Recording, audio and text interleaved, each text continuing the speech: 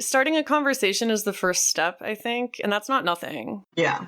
At least I hope not, because then this podcast would be pointless.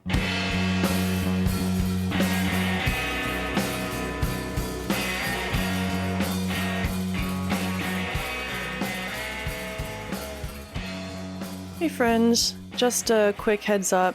We had a little technical difficulty this week and Lauren's microphone sounds a bit wonky. I fixed it up as best as I can, but it's not the same quality you're used to. Hopefully, it doesn't take away from the show, which will resume now. You'll never guess who was just texting me. Friend of the pod, Christopher Robin. Oh. He was just checking in. I said, literally just sitting down to record the pod. And he said, nice, don't fuck up the show.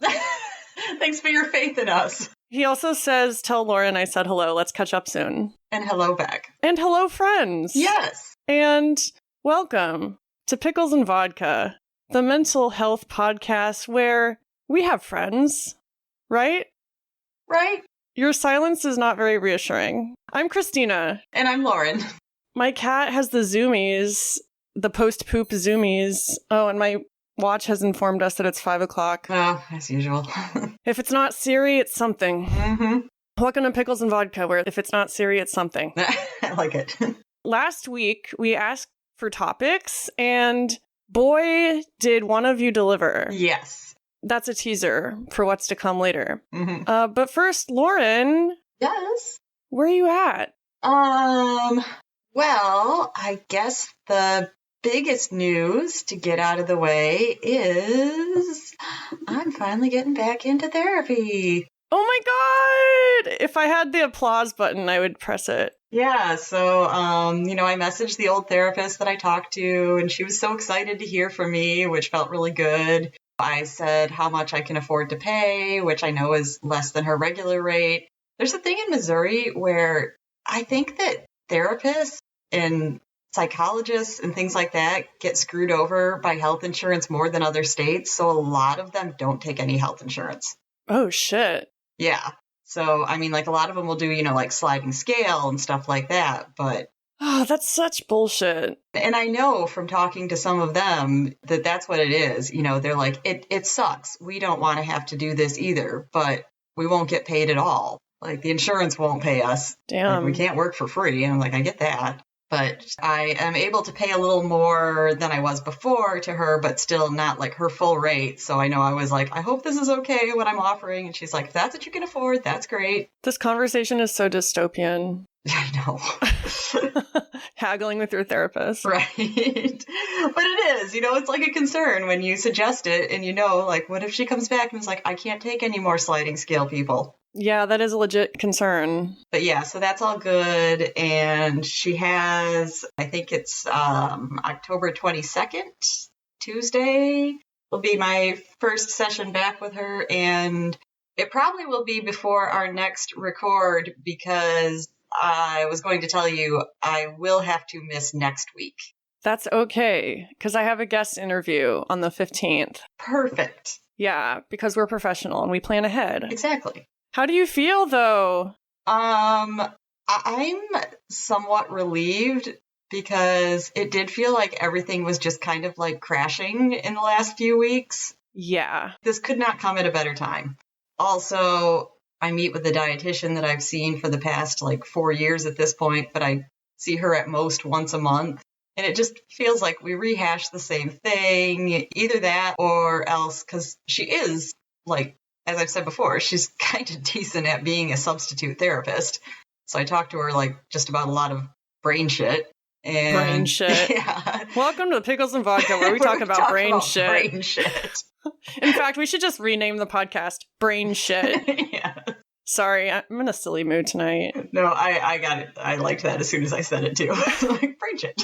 But yeah, she has her limitations. Yeah, and that's what I feel like, is either we're having the same conversation every month, or else I'm starting to bring stuff up while realizing this isn't really the person I should be trying to discuss this with. And she's like, yeah, I can only do so much, I care, but yeah, it's going to be good to move on from that, especially because my health insurance does cover her, but apparently won't in 2026. Wonderful. I know. Love that. You just need to get out of Missouri. Yeah.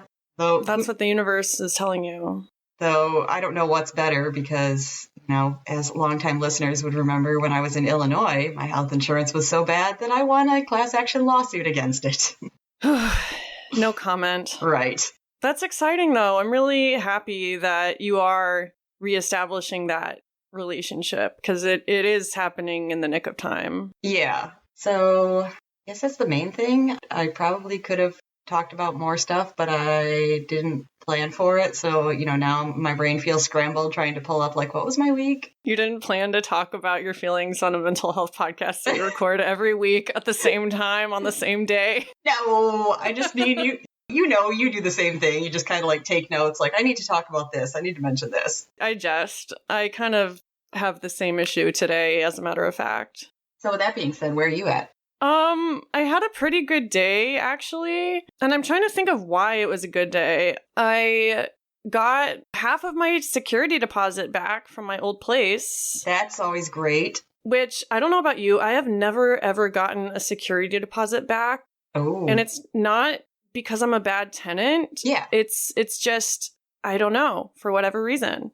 Well, I understand that too. And I feel like that's probably a state by state thing too, because I always got my Chicago security deposits back. I had to fight like hell to get one back here. And the last apartment from hell, that went better than I could have planned. But for the most part, I never get my Missouri security deposits back. Yeah, I don't know what's up with that. It's all a scam. Yeah, I don't destroy anything. I leave it clean. Yeah.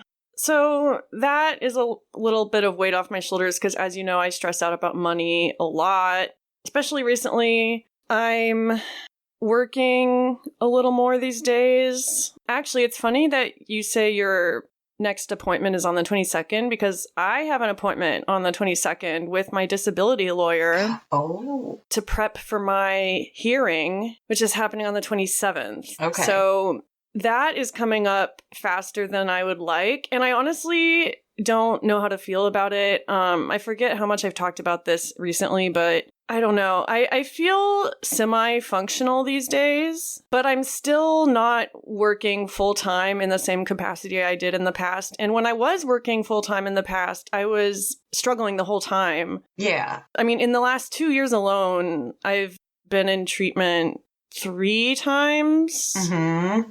And some of that has to do with substances, which they don't really consider as a disability. So it gets kind of messy, right? Which is why I'm glad that I'm having this meeting with my lawyer to kind of talk about things. Yeah. And I will say, if it was just a substance problem, then yeah, disability would not cover it.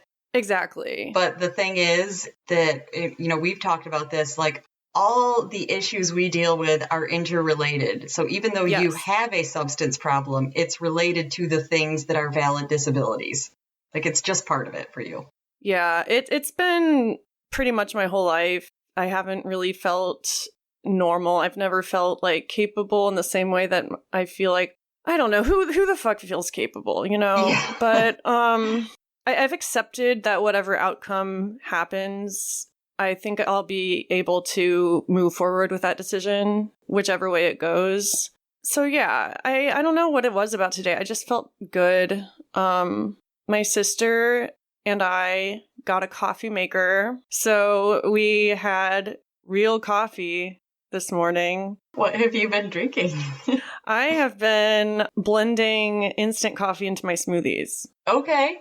Which isn't bad. No, I was I would do something like that. Yeah, but it's nice now that the weather's getting colder to have a cup of hot coffee. Yeah. I had a session with my therapist yesterday that was pretty uncomfortable. It actually reminded me of the time you came on the podcast and you were talking about that therapist who had you do somatic stuff in your car.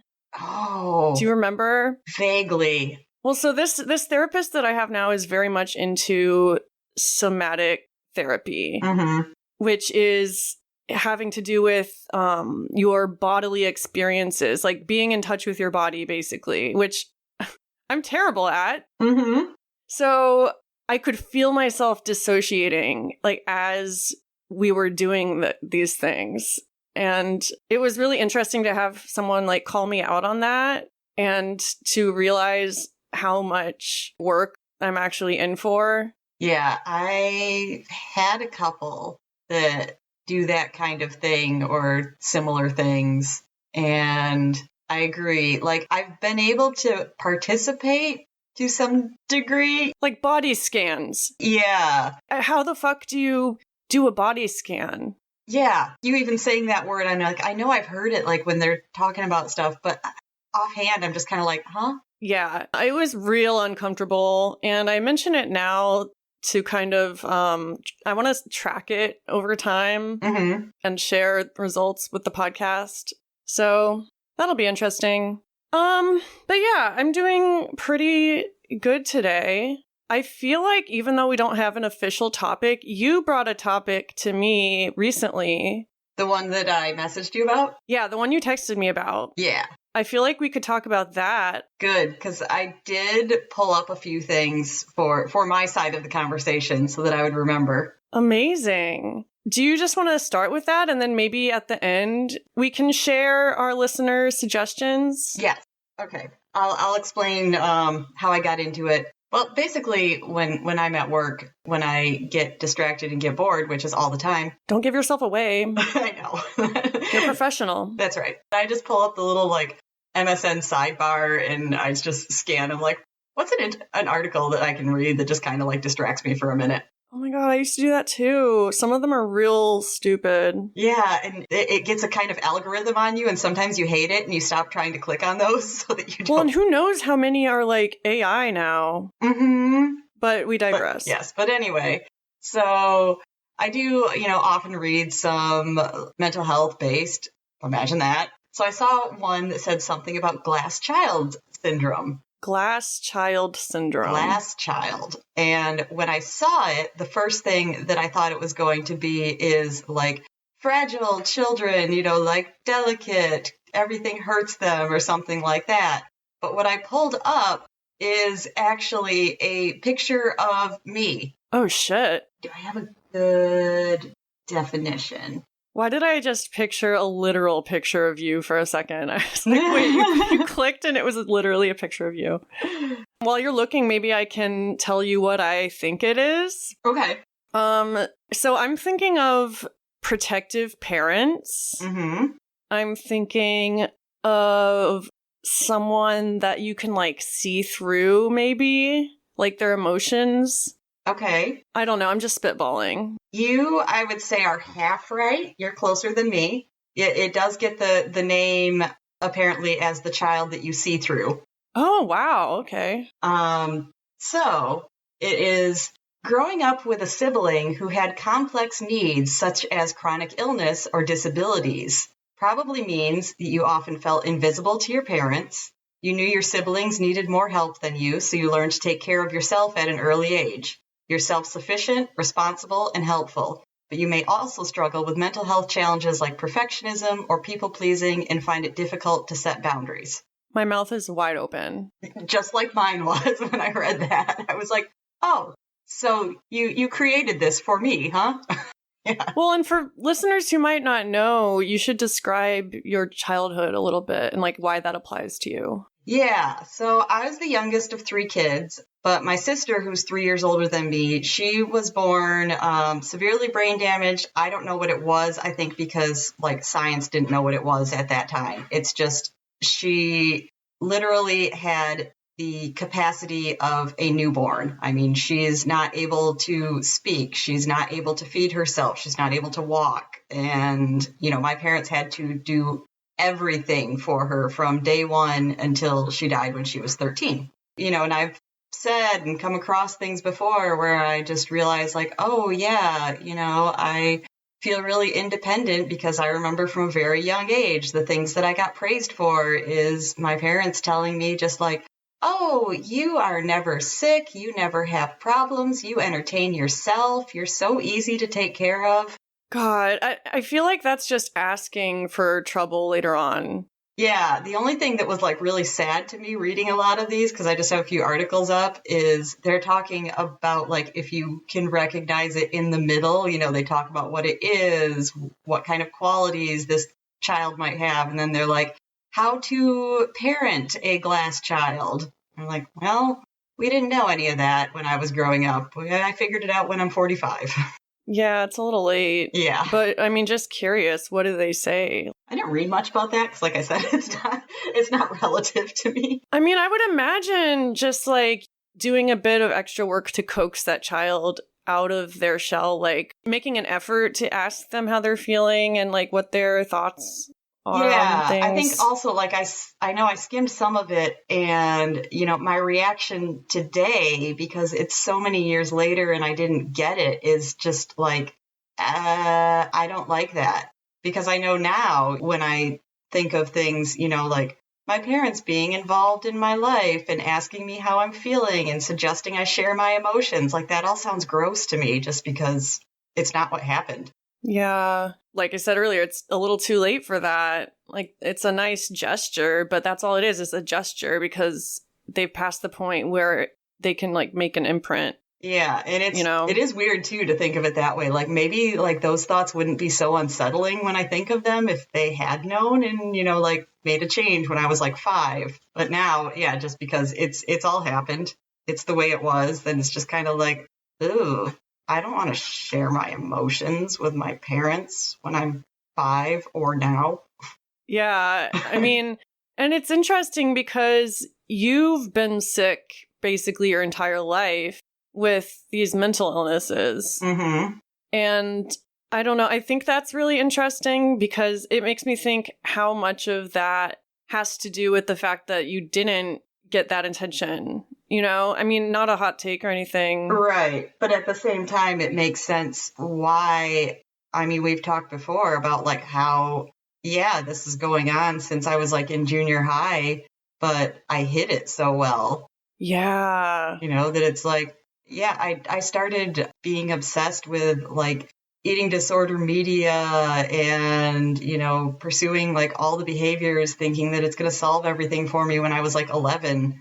But the first time that I even saw a therapist for any of it, I was in my 30s. Yeah, I think that's what makes your situation unique, because that is super young and like a super long time to be dealing with that, basically untreated. And that I shocked all my friends and family when I went to treatment the first time at 35. Seriously. That tells you the same thing, because you hear a lot of people that it's like, yeah, when it gets to that point, everyone's like, yeah, we kind of knew. And everyone's like, oh my God, I had no idea.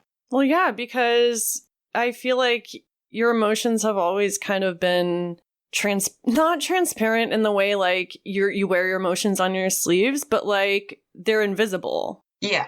I think when you talk about glass child syndrome, I keep going back to that image of like someone whose emotions are like super obvious, but no, it's the opposite. Right. They're invisible. Yeah, like I said, that's what I thought. And then I was found out like, oh, how interesting. Didn't even know this was a thing.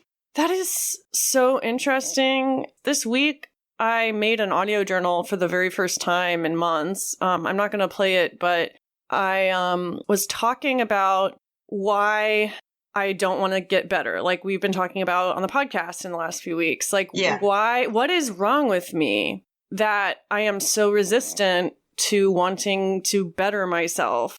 And I think it's because I really associate mental illness with being an individual, because we had a huge family with 7 kids. I was the oldest and I was, the responsible one. The one who had the most attention was like my middle brother, who acted out a lot. Right. That makes sense. Yeah. And so the first time I really got a lot of individual attention was when I was hospitalized at 17 for the eating disorder and the depression. And I guess that just has stayed with me, because like I really don't know who I would be without it. Yeah. Like even now, I don't think there's anything very memorable or special about me aside from my mental health struggles, which is sad to say. Oh my gosh, you just brought up a memory. perfect.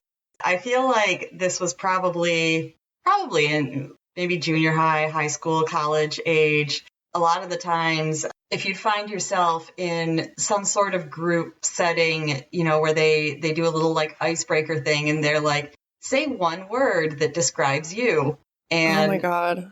I mean, I never said this because if you say this, it will actually get you more attention. But like the legit first word that always came into my head was forgettable. Oh man, that's so sad.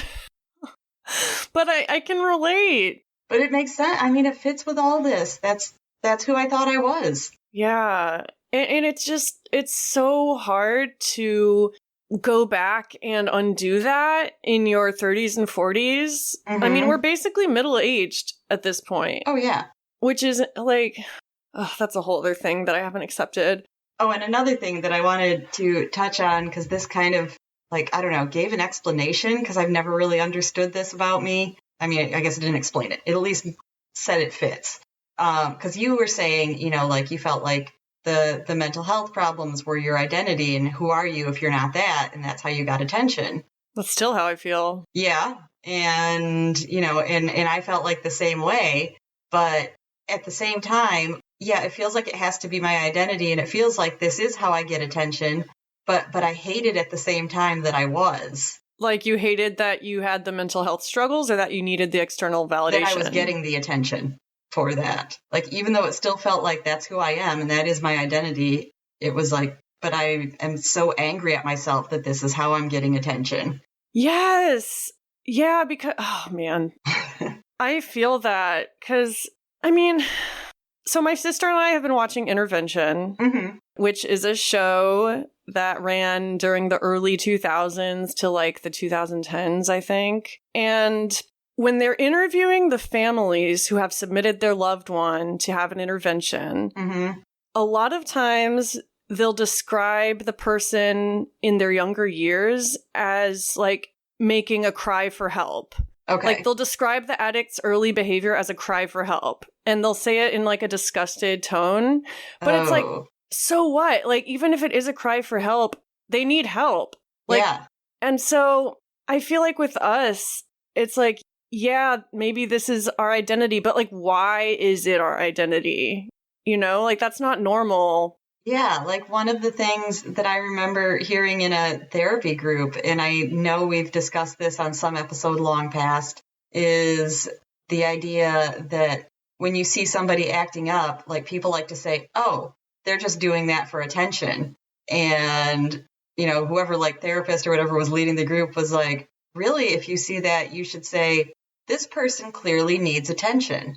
They maybe aren't going about it in the right way, but they are not getting attention and they need it. Well, yeah, either attention or I want to go back to the identity piece because I feel like, oh man, I had a thought. I have to get it back. I don't know. I lost it. Okay. Fuck. Something else that was really interesting as I was reading through this was they said that like these kids often end up feeling more like they're an observer of the world than participating in it. Oh my God, yes. And I had that like from a really young age too. I mean, part of this is the town I moved to when I was in like second grade, and they just were intolerant of outsiders. Right. And so yeah, even as a kid, I had trouble breaking in. But I remember like until I made some friends, I remember like what I used to do is go out in recess and, watch everybody else with their friends play. And I would watch from the corner and pretend like I was making movies of them. Oh my God. I've done that too. Oh, wow. I mean, that's so interesting because I feel like having a mental illness is like you're observing the outside world, but unable to participate, whether it's because you feel like an other or you feel like you're being held back or whatever the reason is, that you're separated. Yeah. And I mean, when I grew up, I had that plus the fact that I was homeschooled and sheltered from pop culture and all that stuff. Like I was super on the verge of society, I would say. It didn't help at all. No. It's very alienating. And no matter how good you become at performing and like pretending to be you just normal, like, but you still like you know in your gut, you're like, but I'm an outsider. Yeah, and the only times I really felt like I was in a community was when like I was in the hospital with other quote unquote fuck ups. Yeah. You know? Yeah. And I still kind of feel like that to some extent. I mean, I have noticed in the queer community, speaking of fuck ups, I'm just kidding.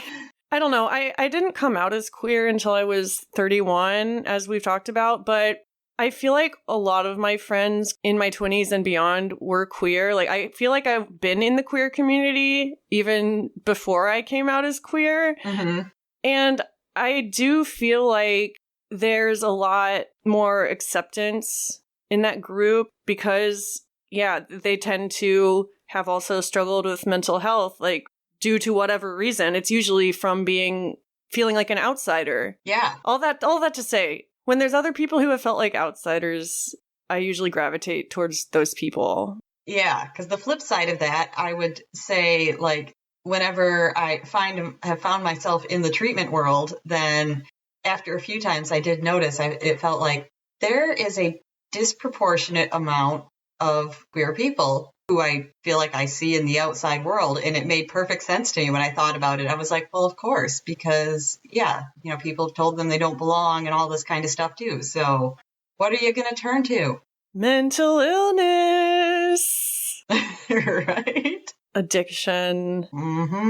I feel like also, back to the glass child thing, when you don't want people to know your emotions, I think it is easy to mask that with the mental illness and addiction sometimes, like almost as like a distraction. Like, focus on this. Not the fact that I'm inherently flawed. I don't have to tell you about how I'm feeling because, look, symptoms. Exactly. And I wonder if I still do that as like a cop-out, like I'm 33 and emotionally I kind of feel like a teenager still because I've been using these coping mechanisms my whole life, even though they're obviously not working. Like, they work enough so that I keep doing it and I don't have to deal with my feelings. Yeah. It's just scary to imagine a world without that stuff. Especially, I mean, we've talked about this, like the longer it goes on, it's hard to say like, well, what is my identity then? Yeah. And sometimes I think, things like this podcast and my Substack only perpetuate that. Because, well, yeah, I mean, I've talked before about a friend I had who said the podcast was negatively affecting me. And I don't know. What are your thoughts on that? Like associating ourselves with this mental health world. I guess it feels like maybe it needs to be a balance. There's that word. I know. Because it's hard to say. Because I read most of the stuff that you publish on your Substack. And it always feels like, as opposed to this podcast where I feel like we kind of come with ups and downs, I do feel, and I'm not criticizing it, I'm actually going to say why I think it's okay. I do feel like on your Substack, it often comes across like I'm in my lowest moment and I am totally a crisis waiting to happen. I mean, it's called Crisis Corner. True. That's true. I should have caught that part. But yeah, like it always sounds like somebody who has hit rock bottom and doesn't know it yet. That's rough to hear, but I mean, it's true. I do feel like, yeah. But the thing I was going to say about that is if you were posting on it like every day or twice a day and they were all like that, then I would be like, you might need to stop focusing on this so much. I don't think it's helping you. But I see, because it is more sporadic than that, as more like this just is my place where when I am in that lowest moment, that's where I get it out. So I don't see it as unhealthy. But if you were spending like all your time on your Substack and you were just posting constantly and that's all like the tone of everything, then I would just be like, you might be keeping yourself stuck. Well, I do sometimes think I'm keeping myself stuck creatively because I tend to only write when I'm struggling. Like, my life isn't all crises. Right. Even though that might be the impression you would get. You might just find that easier to write about it. They're more accessible. Oh, exactly. Because it's all I know. And I mean, I feel like I've brought this up before, but I can't remember. You just reminded me of an interview I saw it with Fiona Apple once because she often goes, like 3, 4, 5 years in between albums, even though they're all amazing. So she's, always writes great music. And it was like on a talk show and they were like, why so long, since the last album? And she just said, she's like, I just find that I can only write music like this when I'm miserable. And she's like, you should be glad that I haven't had an album out in a few years. I was happy. Wow. Yeah. I mean, she was a little before my time, but now I'm thinking maybe I should start listening to her because that is so real. Mm-hmm. And it made so much sense. I remember when I heard that, I was like, oh, yeah. I saw a headline with her recently that was like, she got sober because she was just hanging out with these insufferable, like, tech bros all the time, and she got bored with it when she was doing drugs. That's kind of funny. Yeah. But she is so much, like, she put out her first album, I think, I'm not even sure she was 18 yet.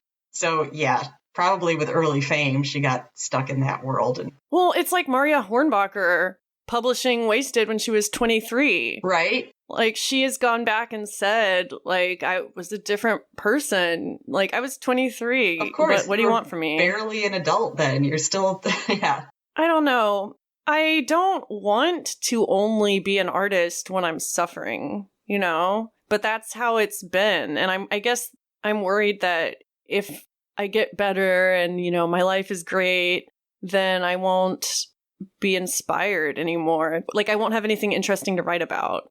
Yeah, that I feel like is a common concern I hear about. And I feel like maybe somewhat valid because it does seem like a lot of people that it's just kind of like it's hard to access the same creativity when I'm happy. Well, yeah. And I mean, even this podcast was born out of a crisis, I mean, one thing that does motivate me is I think if I were in a better state, I would be able to help people more. Because right now, I truly don't feel like I can do anything except maybe help people feel less alone, but that's about it. Which is not nothing.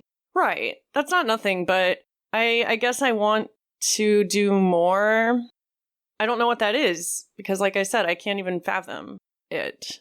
I understand that because I've had similar feelings before. Like, I wish that I could help people, but I barely take care of myself. Yeah. And that's okay to just take care of yourself also. Like, I don't know. I'm really fascinated by how everyone manages to survive, even if I wouldn't do it that way myself, because the wellness industry acts like everyone is the same. Like you can fix depression with this one thing. It's like the same for everyone, but that's not the case at all. And then we have, like more recent developments where it's like, and when you're on social media, you have to only post when you have the perfect life. And we make it look like that's all I have is the perfect life. Oh man, I just realized when you said that, I have that same problem, but like the inverse where like, oh look, my life is terrible. I only post when my life is terrible. Yeah. It's black and white thinking, like all or nothing. That's always been my problem. I talk a good talk, but I have a lot of work to do in that regard. Well, I guess just proving, like none of this is easy and you can have the knowledge, but that doesn't automatically flip the switch. Yes.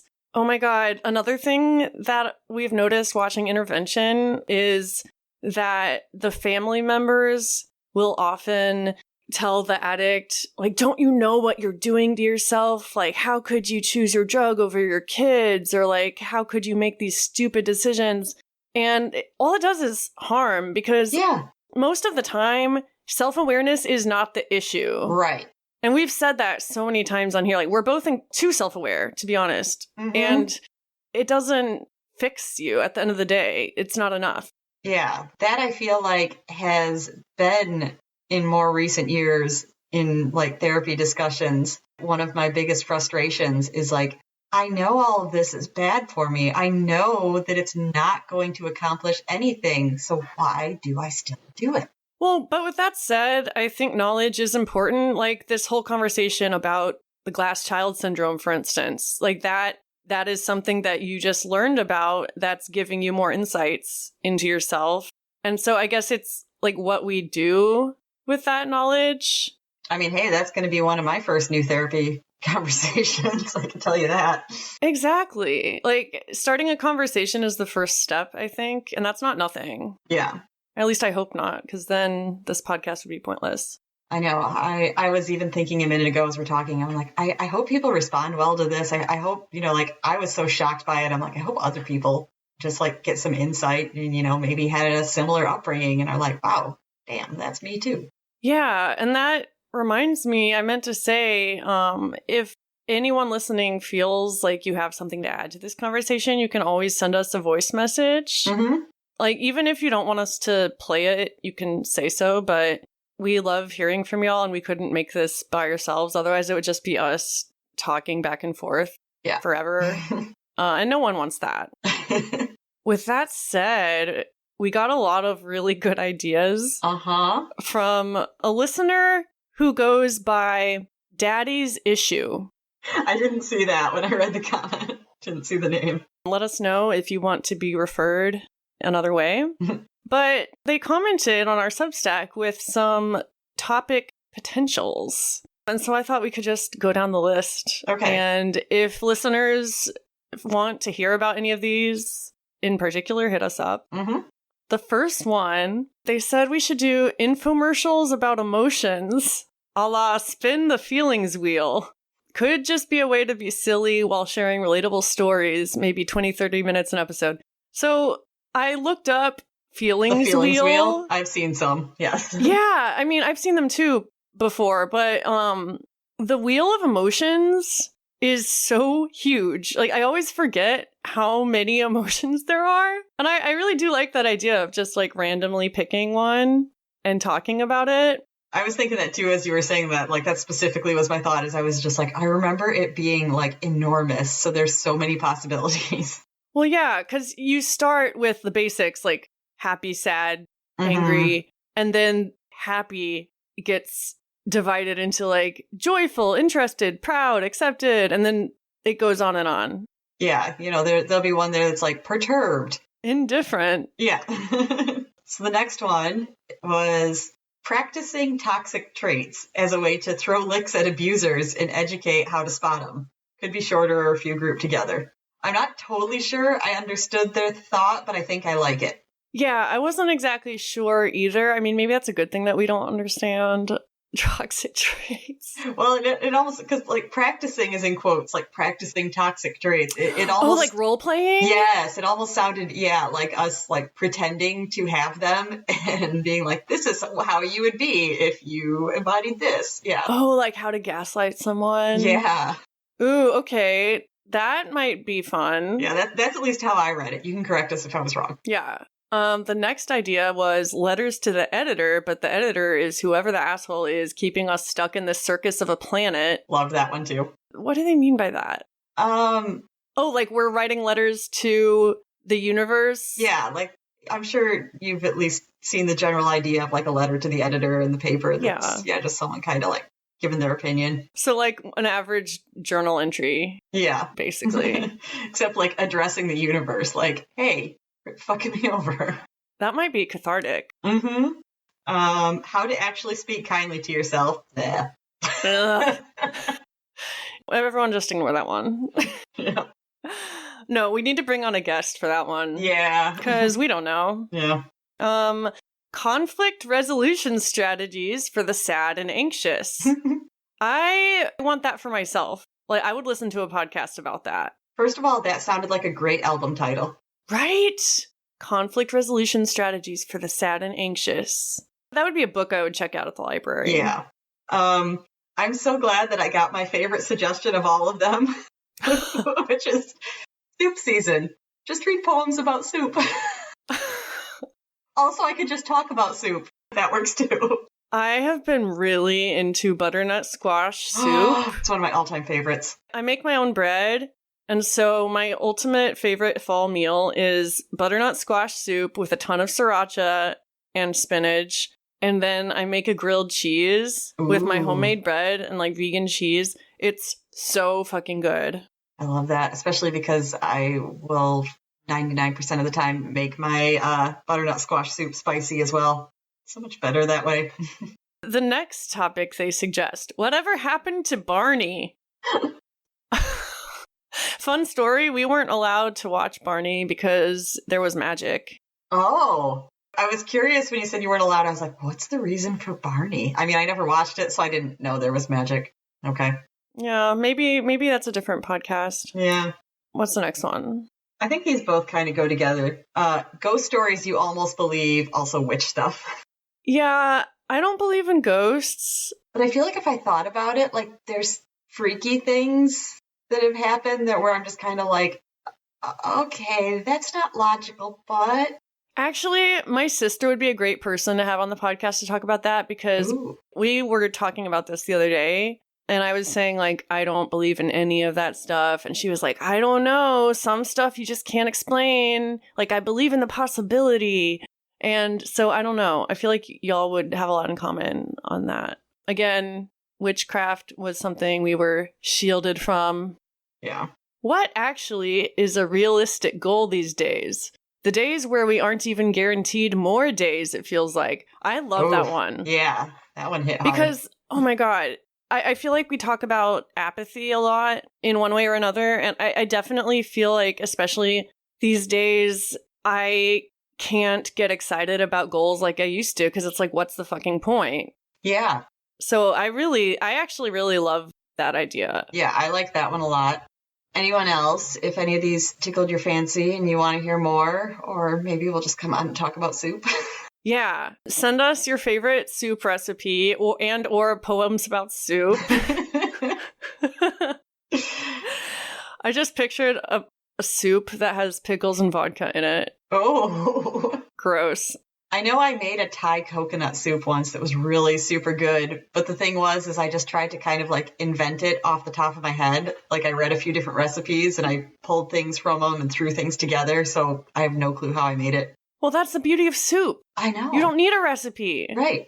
You can just cobble things together imperfectly and it'll turn out beautiful and warm and nourishing. Delicious. We loved this list. Thank you, Daddy's Issue. Lots of good ideas. I hope we hit some soon. If you're listening and you have more ideas, please send them. Yeah. And that's the show. Yeah. Everyone, take care of yourselves, and we'll see you next week with a guest. Yeah. And I'll see you in 2 weeks. Bye. Bye.